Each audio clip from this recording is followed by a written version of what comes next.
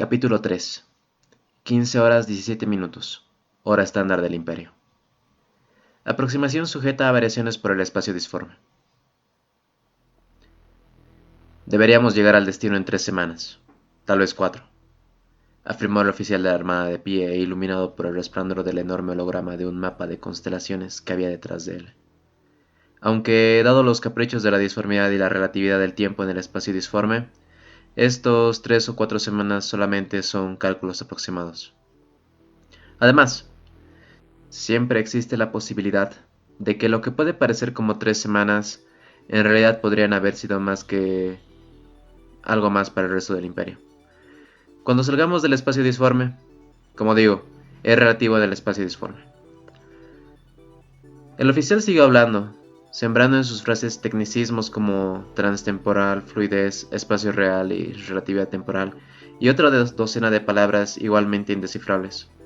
Sentado en los confines de una sala de reuniones, la sala parecía estrecha y sofocante por la presencia de toda una compañía de guardias imperiales, hacinados en su interior.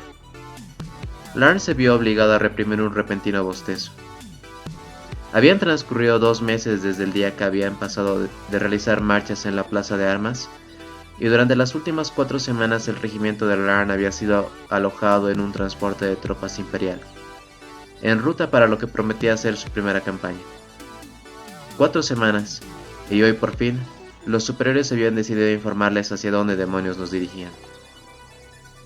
«Celtura 7, señores», informó el teniente comandante Winters, dando un paso adelante para dirigirse a sus hombres.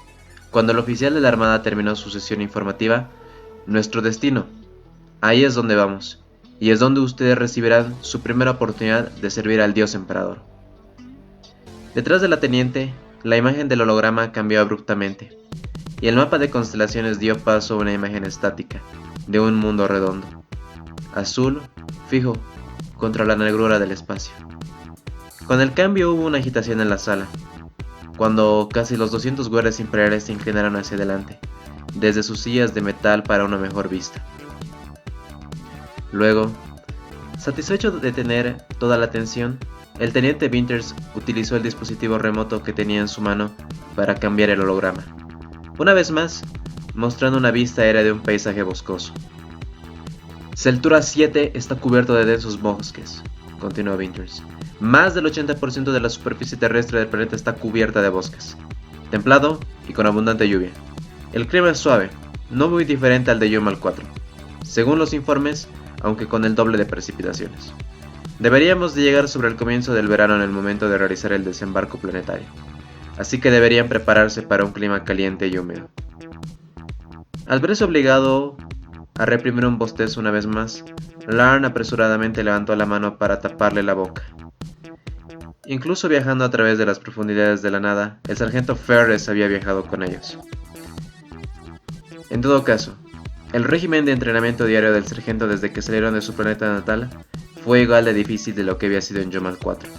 Siendo la única diferencia en su formación, fue el momento que realizaban prácticas de marchas en los muelles, mientras los irónicos tripulantes navales realizaban una pausa en sus tareas para observarles con burlonas sonrisas.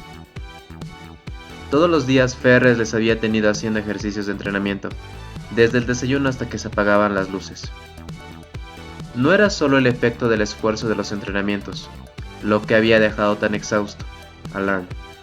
Larn había expuesto en el transporte de tropas cerca de un mes, entrando y saliendo de la disformidad, realizando paradas de abastecimiento. Durante todas las noches que pasaron en el espacio disforme, Larn había sido afectado por terribles pesadillas. En sus sueños estaba en paisajes extraños, con criaturas extrañas, y horribles pesadillas que le hacían despertar en un sudor frío cada mañana. Su corazón latiendo por un temor enfermizo y sin nombre. Enfermedad de la disformidad la llamaron el personal sanitario de la nave, cuando la mitad del regimiento se presentó con los mismos síntomas después de su primera noche en la disformidad. Y les dijeron que era una cosa normal, y que se acostumbrarían con el tiempo. Para Larn, las pastillas que el personal sanitario le habían proporcionado para ayudarlo a dormir no habían surtido efecto. No había tenido una noche de descanso decente en semanas. No importa cuántas pastillas se tomaba, todas las noches que pasó en la disformidad fueron tan malas como la primera. Obviamente, por razones de seguridad existe un límite en la información que puedo darles en estos momentos, en cuanto a los aspectos específicos del funcionamiento de nuestra misión en Celtura 7, dijo el teniente Winters. Lo que sí puedo informarles es que hemos sido enviados para ayudar a suprimir un motín entre las unidades del PDF y restaurar el gobierno legítimo al poder. Los informes de inteligencia dicen que podemos esperar una fuerte resistencia por parte de los traidores. Somos la Guardia Imperial, caballeros. Vamos a derrotarlos. Por supuesto podemos dar por sentado que experimentaremos algunas dificultades al principio, menos en los asuntos de aclimatación a las condiciones locales. Aclimatación, pensó Larn para sí mismo. Era la mitad de sus dificultades. La enfermedad de la disformidad ya era bastante mala, pero le parecía que el horario de la iluminación estaba agravando el problema. Larn sabía que para aclimatar el reloj corporal de los guardias imperiales a una rotación planetaria de 30 horas del mundo de destino, los ciclos de luz en las partes de las naves habitadas por su regimiento habían sido alteradas en consecuencia. Incluso después de semanas con el nuevo ciclo, Larn seguía teniendo dificultades para adaptarse. Sintió como el reloj corporal aún no estaba bien adaptado, que se presentaba con fatiga constante, como si su cuerpo le preguntaba por qué seguía despierto. Era tan problemático como la enfermedad de la disformidad de soportar.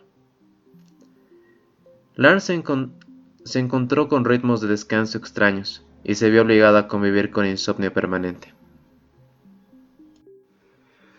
Pero como les digo, señores, dijo Winters, somos soldados de la Guardia Imperial y vamos a prevalecer. Sé que esta será su primera campaña y tengo fe en su preparación. Sus comandantes también los creen preparados. Ahora, creo que ya les he informado de todo lo que podía decirles. Si tienen preguntas pueden remitirlas a sus sargentos. Con eso, el teniente presionó el dispositivo remoto una vez más, haciendo que la imagen del holograma se desvaneciera en la oscuridad, provocando que los presentes en la sesión informativa se levantaran y salieran silenciosamente de la habitación. Larn se fue con los demás, preguntándose si el teniente Winters realmente conocía el carácter de los hombres bajo su mando. ¿Por qué? Porque quien, entre todos los hombres del regimiento en su sano juicio, se atrevería a preguntarle al sargento Ferris. ¿Se llaman a sí mismos soldados?, gritó el sargento Ferris. Su voz resonó con discordancia en el mamparo del muelle de carga. He visto formas de vida más en forma pegadas en el culo de mi padre después de sus abluciones. 5 horas habían pasado desde la reunión informativa. 5 horas que había pasado Larn en uno de los muelles de carga junto al resto de su pelotón. Experimentando el último régimen de entrenamiento, era capaz de tramar la febril mente del sargento Ferris. Formas rectangulares habían sido pintadas en el suelo de metal alrededor de ellos. Representan las líneas imaginarias de búnkers, emplazamientos fijos y fortificaciones que tendrían que imaginarse el pelotón para perfeccionar sus habilidades para el asalto táctico cercano. A pesar de las horas que pasaron en conflicto con enemigos invisibles, el sargento Ferris parecía lejos de estar contento. «¡Mantente agachado mientras corres!», le gritó el sargento, corriendo al lado de Larn y de su equipo de apoyo, cuando asaltaron otro objetivo que no existía. «Hay proyectiles y metrallas silbando a su alrededor. Manténganse agachados si no quieren que les maten». Para Larn, todo esto le parecía una locura. Incluso teniendo en cuenta el miedo normal al sargento, mientras corrían de un objetivo a otro imaginario, que era lo único que podía hacer para contener las risas. Lo único que lo contenía era la expresión en el rostro de Ferris.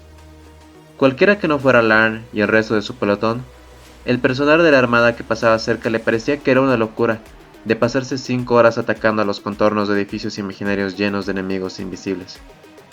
Estaba claro que el sargento Ferris no le parecía ninguna locura. ¡Más! ¡Rápido!, gritó Ferris con voz tan estridente que parecía estar a punto de romperse. «Tienen que limpiar habitación por habitación de enemigos. No tiene que haber supervivientes. ¡Por el emperador!». Al llegar a la pared exterior del fortín, Jenks se acercó a la puerta mientras los otros lo cubrían. Derribó la puerta imaginaria de una patada, al tiempo que Leden lanzaba una granada imaginaria en la habitación para matar a los enemigos imaginarios del interior. ¡Alto!, gritó el sargento escupiendo saliva. En un instante Larn y los demás se congelaron en donde se encontraban. Entonces, sin saber qué hacer a continuación, vio como el sargento Ferres se acercaba a ellos junto al fortín. Pisando con cuidado las líneas pintadas y entrando en la habitación que estaban a través de las puertas astilladas que solo él podía ver. Ferres avanzó hacia el centro de la sala imaginaria, antes de inclinarse hacia adelante para envolver con el puño algún objeto imaginario. Enderezando la espalda se giró y se dirigió hacia Leden, indicándole la mano que tenía enfrente a la altura de la cintura, como si estuviera sujetando algo. ¿Qué es esto, Leden?, le preguntó el sargento indicando el invisible objeto sujeto a su puño. Yo... no lo sé, sargento, respondió Leden con la mandíbula floja abierta por la confusión. Esta es la granada que acaba de lanzar en la habitación, Leden, dijo Ferres. Ahora, ¿puede decirme qué problema hay con esta granada? No lo sé, sargento, dijo Leden encogiéndose sobre sí mismo hacia abajo, mientras respondía derritiéndose bajo el resplandor de los ojos del sargento Ferres. El problema de la granada es que el seguro se encuentra todavía en su sitio, Leden, gruñó el sargento. Y la razón por la que aún lleva el seguro en su lugar se debe a que cuando la lanzó, no lo quitó. Ahora dime, Leden, ¿para qué sirve una granada lanzada que todavía tiene el seguro? Yo no pensé que tenía que quitar el seguro de la granada, sargento, dijo Leden. Su voz paró cuando se dio cuenta de lo que estaba diciendo. Es solo una granada imaginaria. ¿Imaginaria? No, en absoluto, Leden. Te aseguro que esta granada es bastante sólida. Ven, deja que te enseñe, dijo el sargento. De repente el puño del sargento golpeó el estómago de Leden. El aire salió de la boca de Leden y cayó de rodillas. Luego Ferres se volvió hacia los demás. ¡No es imaginaria!, dijo sosteniendo la imaginaria granada en el aire. Para que todos ellos la vieran, esta granada es tan sólida como mi puño. Sólido como la puerta de este fortín, las paredes del emplazamiento, incluso el plastiacero de ese búnker. El siguiente hombre que se atreva o incluso sugiera que estas cosas no son reales y sólidas, tendrá la misma demostración como la que acaba de sufrir Leden, pero peor. Ahora, quiero verles atacar ese fortín de nuevo, y esta vez quiero ver cómo lo hacen como guardias imperiales. En ese momento, el sargento gritó la orden de atacar. Asustados por el castigo de Leden y Larn, los otros se apresuraron a asaltar el fortín. Una vez más, mientras que Leden dolorosamente se ponía de pie y corría a reunirse con ellos, por lo tanto, continuó con el asalto de los edificios imaginarios y enemigos invisibles, con el sargento Ferres observándolos con una mirada de halcón. Larn se sentía cada vez más y más cansado. Por culpa de las maniobras, el sargento finalmente se dio por satisfecho y ordenó que descansaran. Larn estaba seguro de saber lo que significaba ser un hombre muerto andante.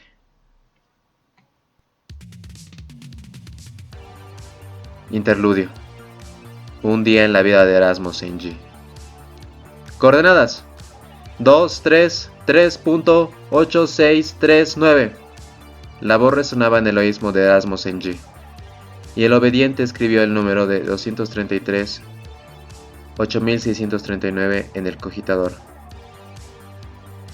Coordinador. Coordinar. 242.4678. Coordinar. 238.5961. Corrección. 238.5681. Coordinación pendiente en espera. La voz en su auricular cayó abruptamente en silencio, concediéndole un breve respiro de las interminables series de números que lo asaltaban cada minuto de su vida laboral. Erasmus N.G. volvió sus cansados ojos para mirar al interior cavernoso de la habitación a su alrededor. Como siempre, la sala de procesamiento de datos 312 era un hervidero de actividad sin sentido, con 1000 almas aburridas y desanimadas con él realizando su trabajo. En su caso, introduciendo números en el cogitador, otros actualizando las entradas de datos, redacción de informes. Todo en medio de un estruendo constante, traqueteo de teclados y zumbido de los cogitadores, Para su mente era lo más parecido a un ejército de insectos sobre la marcha. Sin embargo, se dio cuenta de que las labores de los insectos por lo menos servían para algo útil. Mientras que él empezaba a dudar de lo que hacía en la habitación 312 sirviera para algo. Coordinar 2351.530 y la voz en su auricular crepitaba en la vida de nuevo. Coordinar 2217.64. Coordinar 236.105 y así sucesivamente hasta el infinito. Reanudó su trabajo con un suspiro de cansancio y escribió el nuevo conjunto de coordenadas en el cogitador. Ng pensó con tristeza cómo el destino de un hombre podía ser dictado por el lugar de nacimiento. Si hubiera nacido en otro planeta, podría haber sido minero, agricultor o incluso un cazador. Pero había nacido en el Libris 6, un mundo cuya única industria era un único complejo del Administratum, del tamaño de una ciudad, uno de los muchos complejos que el Administratum mantenía a través de la galaxia. A falta de otras perspectivas, al igual que sus padres antes que él, Erasmus Ng había entrado en servicio del Administratum, convirtiéndose en otra pequeña pieza del engranaje de la gran máquina burocrática responsable del funcionamiento de todo el imperio. Una llamada desinteresada y noble, o eso le dijeron, aunque como con tantas otras cosas que le habían dicho en su vida, ya no se lo creía. Coordinar 218.4001, dijo la voz, su verdugo invisible de tono engreído y burlón, incluso a través de la estática. Coordinar 2117.29. Ahora, a la edad de 45 años y con 30 años de hastioso trabajo en sus espaldas, sabía que estaba en un puesto medio en la jerarquía del Administratum, específicamente del escriba adjunto segundo grado minoris, un empleado de los registros condenado a pasar cada día de su vida inclinado sobre el cogitador en su estación de trabajo en la habitación 312.